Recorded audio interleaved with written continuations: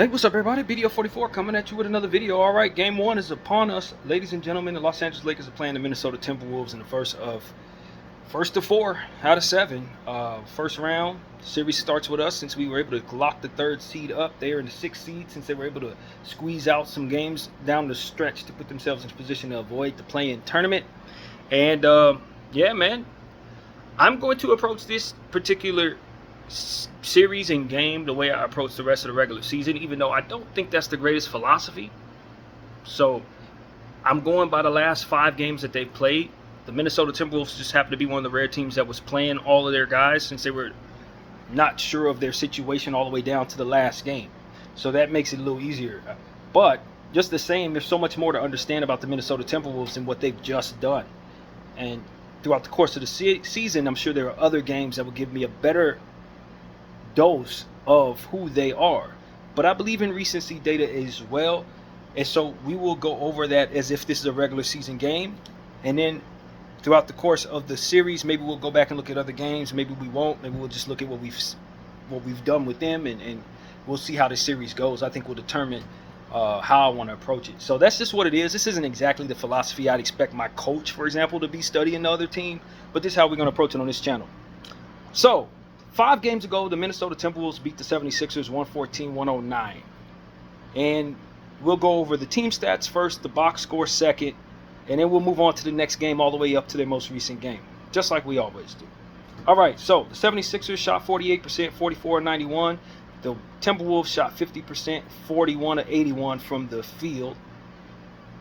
The three-point line was a little different. Both teams shot just below 35%. Timberwolves shooting 32%, 11 of 34, and the 76ers shooting 34%, 12 of 35. The Minnesota Timberwolves got to the line a lot, so that's something we're going to pay attention to. 21 of 29 versus the 76ers, 9 of 15. And the Sixers shot 60%, and for the Wolves, that was 72%. The rebounding total was plus 13 for the Wolves, 47 to 34. 14 offensive boards for the Wolves, 11 for the 76ers. The Sixers had 26 assists, the Wolves had 22. The Sixers had 9 steals, the Wolves had 5. The Sixers had 4 blocks, the Wolves had 7. Now the Wolves had 15 turnovers and 22 points conceded off of those. And the Sixers had 11 turnovers and only 9 points conceded off of those. The Wolves were plus 1 in the fast break points, 14 to 13. And both teams had 58 points in the paint. The Wolves fouled 8 times less, 15 to 23, and the largest lead of the game for the Wolves was 13-4 for the 76ers. All right, let's get into the box score here. Julius Randle had 15 points, 4 assists and 5 rebounds, 0 of 3 from the 3, 5 of 11 from the field. Jaden McDaniels 0 of 6 from the field, 0 of 2 from 3 for 2 points, 1 block, 1 assist, and 4 boards. Rudy Gobert had a really big game in this one, and he was playing well that week as well. 10 of 11 from the field, 23 points, 19 rebounds, 2 assists, 2 steals, 3 blocks, 11 defensive boards, 8 offensive boards. So Rudy was killing it against the Sixers. Mike Conley 3 of 7 from the field, 2 of 4 from 3, 8 points, 4 assists, and 4 boards, plus 17 for Mike Conley. And of course Ant-Man 12 of 21 from the field, 6 of 13 from the 3, 7 of 8 from the free throw line for 37 points, 1 block, 1 steal, 2 assists, and 2 boards. Naz Reid was 4 of 10 from the field, 0 of 5 from 3 for 9 points, 2 blocks, 2 assists, and 7 boards. Dante DiVincenzo 5 of 9 from the field, 3 of 6 from 3, 13 points, 1 steal, 1 assist, and 4 rebounds. Nickeil Alexander-Walker 2 of 5 from the field, 7 points, 5 assists, 2 boards, plus 14 there for him. And Jalen Clark did not score, but did have a steal, an assist, and a board on a plus 9 in 10 minutes. And they shortened the bench from there as they usually do. And we'll go over the Sixers stats just to be consistent. Yabusele 19 points, 3 steals, 4 assists, and 4 boards. Justin Edwards 2 of 5 from the field, 1 of 3 from 3 for 5 points, 1 steal, 1 block, and 1 board.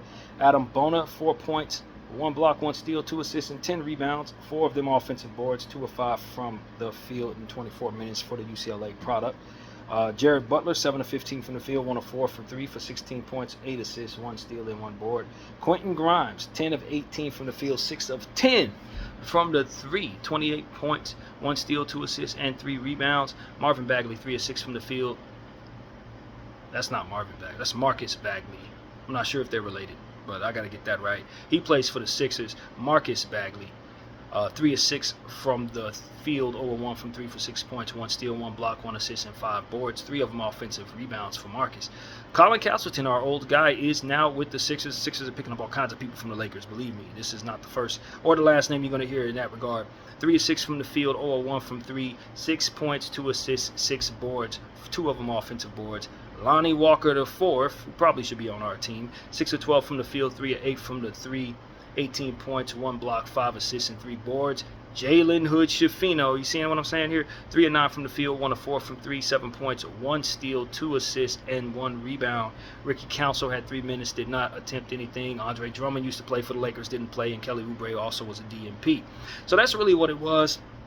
Rudy Gobert, Ant-Man, put up the bulk of the scoring, and took care of the Philadelphia 76ers in Philadelphia, which was a much-needed win for the Minnesota Timberwolves. The next game we're going to talk about in regards to these Wolves was a very unfortunate matchup against the Bucks, who are down by 24 right now at the half. I think that's what that says. Yeah. To the Pacers in Game 1. I did pick the Pacers to win that. You can check out my my prediction to see what I said there. But against these Bucks, things really took a turn for the worse for the Minnesota Timberwolves. And it's the only game they've lost in a flurry of games, which is something we need to understand. They lost to those Pacers as well about 5 games before this, but they were on a hell of a winning streak and remained winning after that. So we need to be very careful with this Wolves team because they ain't been losing too much. But the game they did lose was one we will not forget. The score was 110-103, and the Wolves were up by as much as 24 points in this game. I don't know how big the deficit was in the fourth quarter. I think it was 24 points. Yes, it was. So they blew a whole Kobe, 24 points, to lose a game that they ultimately would love to have back, because I think it's the reason they're the 6th seed, since everything was so clustered together. If I'm not mistaken, they were like in the 4th spot or something like that.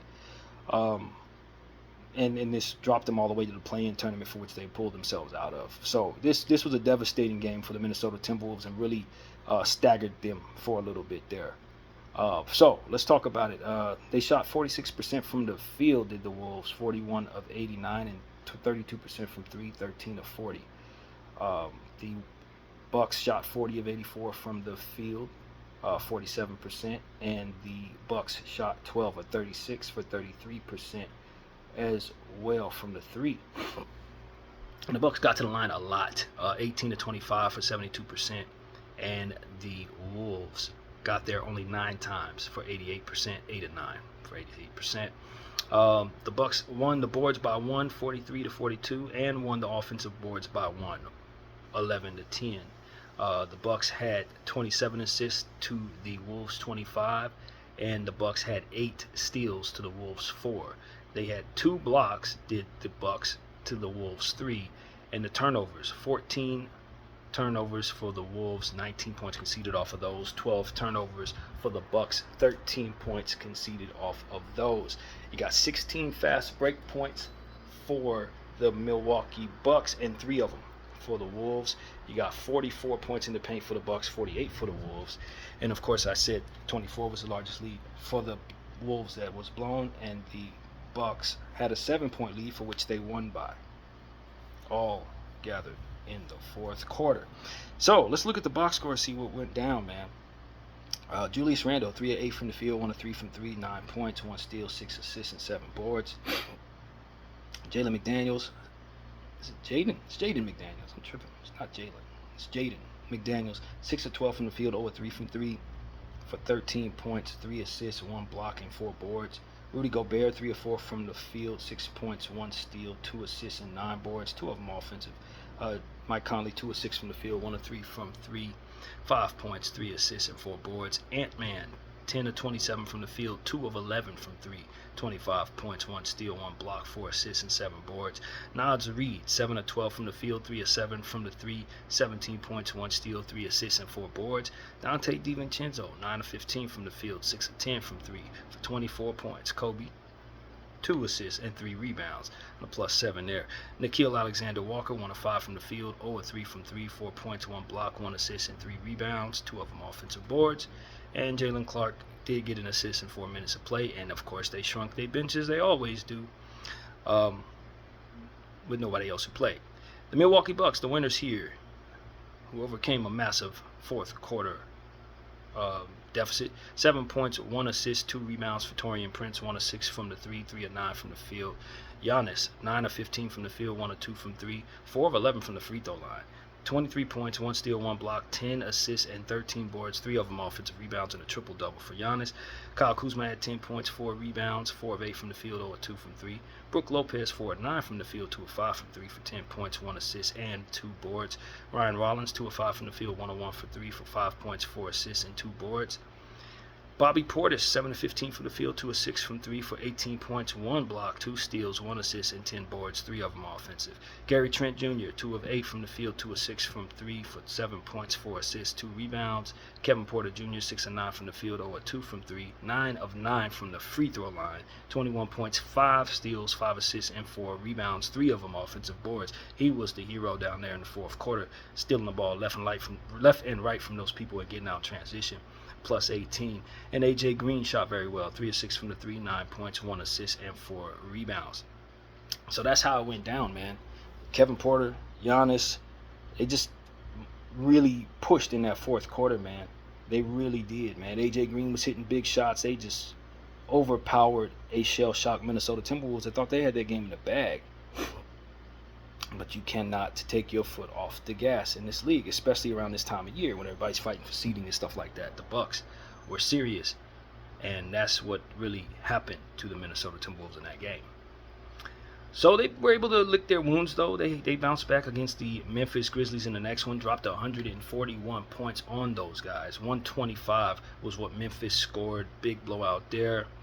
And the team stats will tell us what happened. Of course, both teams shot above 50% from the field. 48 of 87 for the Minnesota Timberwolves at 55%, 46 of 89 for 51% for the Memphis Grizzlies. 22 of 44 for the Wolves for 3, 45%, and 18 of 36 for 50% for the Memphis Grizzlies. That is a lot of shooting. 20 of 44 is a lot of threes, so we need to be careful. If they're going to stretch the floor like that, it's a problem. Once again, the Wolves got to the line a lot, 28 points, which seems to be the average there. 25 of 28 from the line for 89%, 15 to 21 from the line for the Memphis Grizzlies, 71%. The Wolves won the boards 41 to 33. 8 offensive rebounds went to both teams. The Wolves had 29 assists to 26 for the Memphis Grizzlies, 6 steals for the Wolves, 5 for the Grizz, 3 blocks for the Wolves, 2 for the Grizz, 16 turnovers for the Wolves, 17 points conceded off of those, and 15 turnovers for the Grizzlies, 23 points conceded off of those. 54 points in the paint for the Grizz, 48 for the Wolves, and both teams had 15 points on the fast break. At one point, the Wolves were up by 23, and the Grizzlies had a 6-point lead at one point. All right, so Julius had a big game. 13 of 22 from the field, 5 of 10 from 3, 31 points, 1 steal, 5 assists, and 10 boards for Julius Randle. 4 of 7 from the field for Jaden McDaniels, 2 of 4 from 3 for him, 10 points, 1 steal, 1 assist, and 5 boards. Rudy Gobert hit all his shots, 5 of 5 from the field, 13 points, 4 assists, 8 rebounds. Mike Conley, 2 of 7 from the field, 0 of 4 from 3, 8 points, 9 assists, 1 steal, 1 block, and 2 boards. Plus 29 led the whole team despite not shooting very well. Ant-Man did shoot very well. 13 of 19 from the field, 7 of 11 from the 3, 11 of 13 from the free throw line for 44 points, 1 steal, 1 block, 3 assists, and 5 rebounds. So yeah, he dropped 44 on Memphis. That's ugly. Josh Minott got in the garbage time. Nothing happened. Lamar Miller, can't forget about him. He is a very, very energetic guy. I can't believe he's not in rotation. But then again, I have that problem with this team. He was 1 of 1 from the field with his 2 points there in 1 minute as well. Naz Reid, 4 of 13 from the field, 1 of 5 from 3, 14 points, 1 assist and 6 rebounds, 3 of them offensive boards for Naz, the Laker killer. We need to be careful with Naz Reid. Dante DiVincenzo, 3 of 5 from 3, 9 points, 1 block, 1 steal, 4 assists for Dante. And Nickeil Alexander-Walker, 3 of 8 from the field, 2 of 5 from 3, 10 points, 1 steal, 2 assists, and 5 boards for Nah, as they call him. Jalen Clark got in 3 minutes, didn't do a thing, and Rob Dillingham got that 1 garbage time minute, did not catch the ball at all. All right, so Memphis Grizzlies. Jaren Jackson, 8 of 18 from the field, 4 of 7 from 3, 23 points, 2 steals, 1 assist, and 1 board. 1 board, Jaren? Zach Edey, 2 of 4 from the field, 7 points, 1 block, 9 rebounds, 4 of them offensive boards. Ja Morant, 36 points, 6 assists, and 1 rebound for 12, 13 of 27 from the field, 5 of 13 from the 3. Who the hell was doing any rebounding for this team? Desmond Bane, 11 of 18 from the field, 6 of 10 from the 3, 28 points, 1 block, 1 steal, 9 assists, and 6 boards. Vince Williams, 5 points, 1 assist, and 3 rebounds, 2 of 4 from the field, 1 of 2 from 3. Santi Aldama, 2 of 4 from the field, 1 of 2 from 3 for 5 points, 1 assist, and 4 boards. And Scottie Pippen Jr., 32 minutes of play, 6 of 11 from the field, 16 points, 1 steal, 4 assists, and 3 boards. John Conchar got 2 boards in 7 minutes, also hit a shot for 3 points. And G.G. Jackson had 2 points in this game, 1 rebound on 1-on-1 from the field in garbage time. Lamar Stevens also got 3 rebounds in 4 minutes of play. Cam Spencer chipped in for garbage minute. Jay Huff and Kyle Amara also played a little bit for a garbage minute there. And John Conchar, if I didn't mention already, had 3 points, 2 rebounds, 7 minutes of play. So that's really what happened there. The Memphis Grizzlies got blown out. Couldn't rebound the ball worth a damn. Ant-Man shot crazy great. Julius also went off for a lot of points, and between the 2 of them, they had 75 points handed down to the Memphis Grizzlies in this big blowout victory. Type of stuff we can't let happen, LA. Both of them going off at the same time could beat a lot of people. So let's go on to this awful basketball game between the Minnesota Timberwolves and the Brooklyn Nets. I was bored to tears watching the highlights of this. It was absolutely awful to watch. Just being real. The Brooklyn Nets shot 33 of 90 from the field, 36% from the field. The Wolves 42 of 77 for 54% from the field. The Wolves shot 11 of 31 from the 3 for 35%, and the Nets shot 12 of 41 for 29%. Not very good. Once again, the Wolves getting to the line 22 or 29 times. This is 4 games in a row they've gotten to the line 29 times. We need not foul them this much. There's no way in hell we letting them get to the line as much as they've been getting to the line this week. There's no way. 13 of 17 from the free throw line for the Nets, 76%. So that's what I'm taking from all of this. These guys get to the line 28, 29 times every single game. Every single game. The rebounding total was +7 for the Wolves, 48-41. 15 offensive rebounds for the Nets, 7 for the Wolves. 27 assists for the Wolves, 24 for the Nets, 5 steals for the Wolves, 7 for the Nets, 5 blocks for the Wolves, 1 for the Nets, 12 turnovers for the Wolves, 15 points conceded off of those, 10 turnovers for the Nets, 12 points conceded off of those, 16 fast break points for both teams, and 58 points in the paint for the Wolves, 42 for the Nets. The Wolves at one point had a 28-point lead, and the Nets had a 7-point lead in this game. All right, let's get to these stats, man. Trenton Watford from the Nets, 7 of 15 from the field, 1 of 3 from 3, 15 points, 4 assists, and 8 boards, 2 of them offensive. Drew Timme shot 21 times in 40 minutes of play, 5 of 21 from the field, 1 of 7 from the 3, 11 points, 10 rebounds, 2 assists, 6 offensive boards for Drew Timme. Let's see. Jalen Wilson, 5 of 12 from the field, 4 of 8 from 3, 14 points, 3 assists, 1 block, and 9 boards, 2 of them offensive. Reek Beekman, 4 of 7 from the field, 1 of 2 from 3 for 11 points, 3 steals, 3 assists, and 2 boards. And Keon Johnson had 20 points, 1 steal, 6 assists, and 5 rebounds. 5 of 7 from the field, 2 of 4 from 3, 24 minutes of play. That's pretty good to production. Dariq Whitehead, 2 of 5 from the field, 2 of 4 from 3 for 6 points, 1 assist, 2 boards. Aroma, which is spelled EVBUOMA, W-A-N, pronounced aroma. Yeah, you tell me. 2 of 11 from the field, 0 of 5 from 3, 7 points, 3 steals, 3 assists, 3 boards, 2 of them offensive rebounds. Poor shooting night for Aroma, but man, he did chip in other areas. Max Lewis had a rebound in 7 minutes of play. Tyrese Martin had 2 of 8 from the field, 0 of 4 from 3 for 4 points, 2 assists.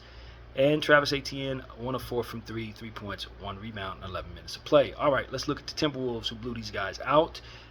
Julius Randle, 8 of 11 from the field, 5 of 6 from 3. Can't let him shoot like that against us. 21 points, 2 steals, 3 assists, and 4 boards. He's in a rhythm right now. He's come back from injury. A lot of what goes on with their record has to do with him being missing a good chunk of the season. Now that he's back, we better work that into the equation. They're better than their record. Jaden McDaniels, 5 of 12 from the field, 0 of 3 from 3, 11 points, 1 block, 2 assists, and 3 boards. Rudy Gobert had another big scoring night, 13 of 17 from the field, 9 of 14 from the free throw line for 35 points, 11 rebounds, 1 assist, and 1 block, 3 offensive boards. How is he scoring like this? This is the second game in a row second game in the last 3 that he had 30-plus points. Rudy? Yeah, no, we can't let that happen. Mike Conley, 1 of 2 from the field, 2 points, 1 steal, 4 assists, and 4 boards in just 14 minutes. Ant-Man, 4 of 11 from the field, 1 of 7 from 3, 9 points, 2 blocks, 1 steal, 5 assists, 4 boards. Josh Minott, 1 of 1 from the field, 1 of 1 from 3, 7 points, 1 rebound, 4 of 4 from the free throw line. Luka Garza came in and got a board in 3 minutes. Naz Reid, 3 of 6 from the field, 1 of 3 from 3, 7 points, 2 assists, and 5 boards, 2 of them offensive rebounds for Naz. Dante DiVincenzo, 3 of 9 from the field, 2 of 6 from 3, 8 points, 1 steal, 4 assists, and 6 boards for Dante. Nickeil Alexander-Walker, 4 of 6 from the field, 1 of 3 from 3 for 10 points, 4 assists, and 2 boards. Jalen Clark, 0 of 1 from the field, 7 of 8 from the free throw line, 7 points, 1 assist, and 5 rebounds. Terrence Shannon got in and got a board in 3 minutes, and Rob Dillingham missed a field goal, got assist and a rebound there. He actually missed a 3 there. So, yeah, that's what it is. That is the crux of that awful, awful highlight to watch. They really took care of business there. And, of course, the final game of the season for the regular season for the Minnesota Timberwolves was against the Utah Jazz, 116-105 at home. And we'll get into the stats here for the team. 40 of 89 from the field for the Jazz, 44%, 46 of 98 for the Wolves for 46%. The three-point line, 13 of 43 for the Wolves for 30%, 16 of 42 for the Jazz for 38%, 11 of 16 from the free throw line for the Wolves. It finally came down to earth, 68%, 9 of 11 from the free throw line for the Jazz, 81% there.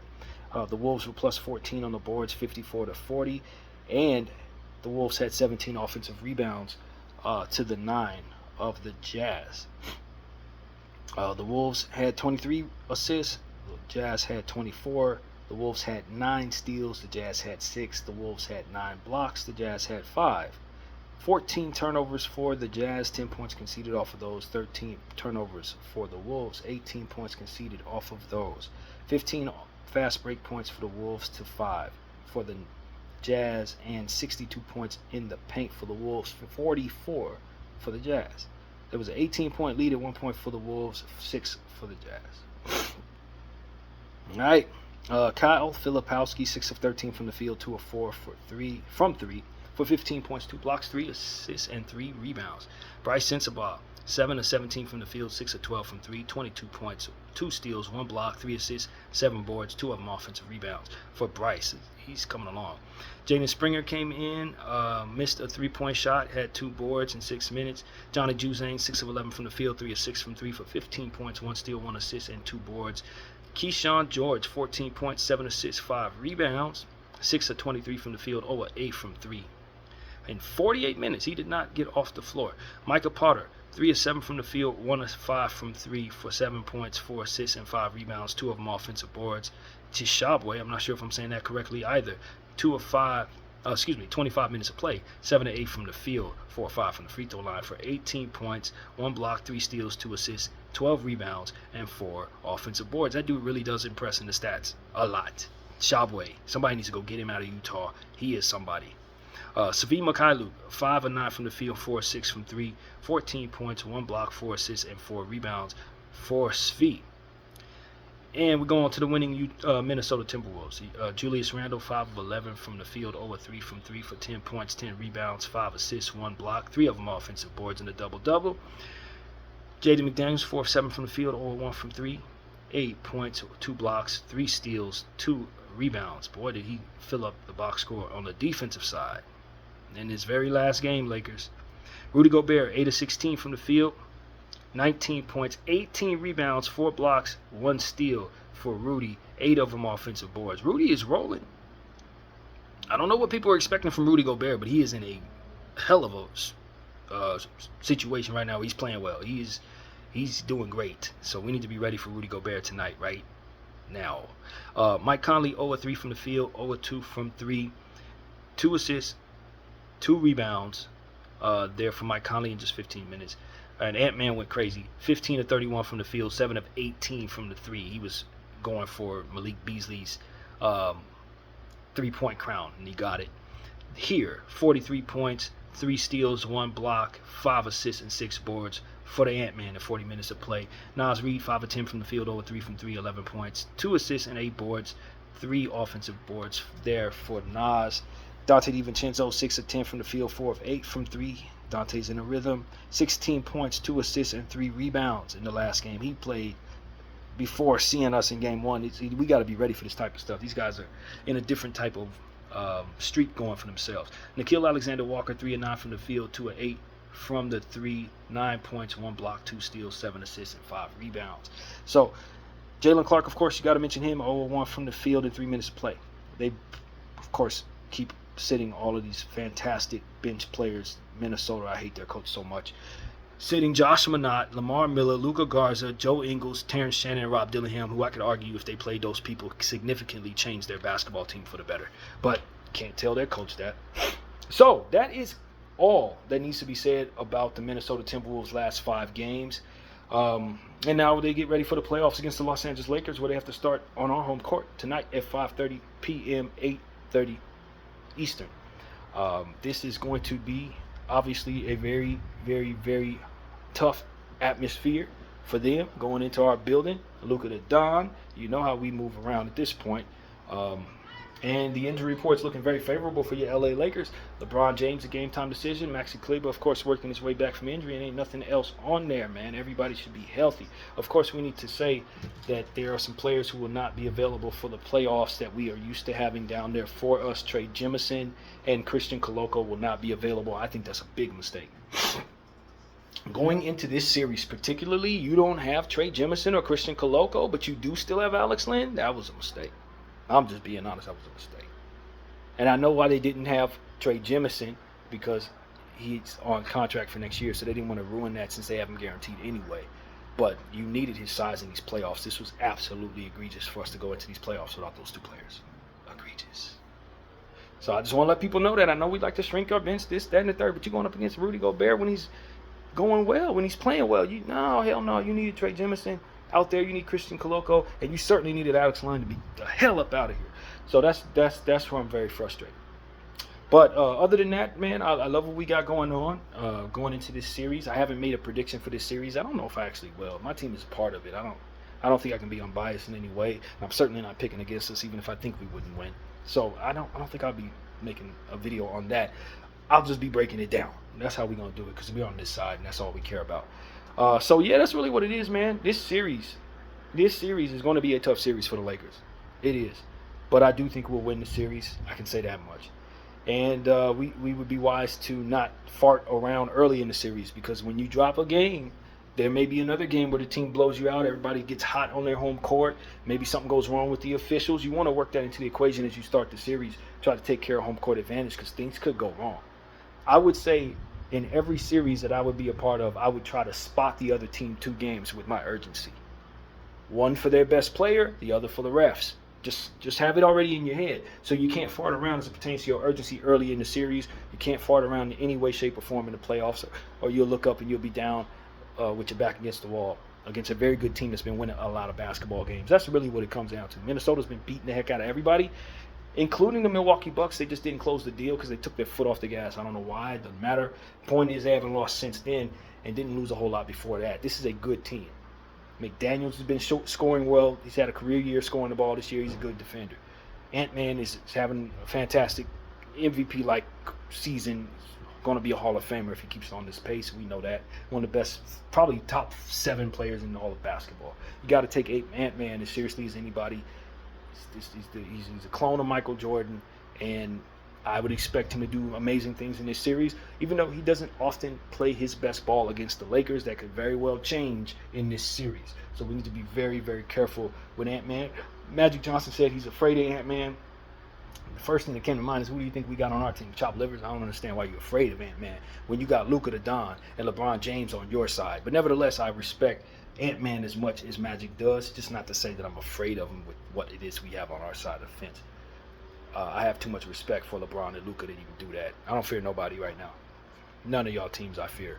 I have a healthy respect, and if I didn't have these players, I'd certainly have a fear. But as far as I'm concerned, I got a killer on my side. I got killers. So good luck. Literally, Ant-Man. It's 2 versus 1, bro. That's really what I see there. Even though they have more than one as it pertains to their team, especially if Julius Randle snaps into his best. I do think Julius Randle, enough has been said about him being a bad playoff performer. A lot of that has context to him fighting back from injury in certain situations, being overzealous just in general, trying to do too much for the Knicks. I think he's grown some. I think the role is different. There's a more clear-cut number 1 that he has to respect to himself. As a number 2 on this team, and I'm pretty sure he will defer to Ant-Man where necessary. We got to be careful with players like Dante DiVincenzo, Nickeil Alexander-Walker. These are players that could potentially hurt you, that you're not really focused on. Those are the 2, Nickeil Alexander-Walker and Dante DiVincenzo. Be very careful not to underrate these players as we assess ourselves. They do have more role players on their side of caliber. And if they all click at the same time, it could overpower us in a given night. That's why I wouldn't say this is a sweep, even if I thought we were doing great, because at the end of the day, Minnesota has more diversified, higher quality pieces on the back of their bench than we do. They choose not to use it, but it's there. And we need to be careful not to play around like they can't morph into something different with the players that they have. They have more versatility than their coach has imagination. And that's exactly how I felt about the Wolves all season long. So don't be surprised if this roster, our Laker roster, has problems with this Wolves team if we don't have hot games from LeBron and Luka. Because if we're not hot in our star positions and they are hot from their role player positions, suddenly the series doesn't look favorable to the Lakers. You need a great LeBron James and a great Luka the Don, and you need a very, very, very inspired Austin Reeves to push past this team. And if you don't have that, we could get upset. And I say that with a great deal of urgency. So, stars got to be stars for the Lakers. That's a fact. So, that is pretty much my thought on this situation, man. Of course, we always look at the other website, try to tell us what the team is wearing, all of that stuff. We will continue to do in these playoffs.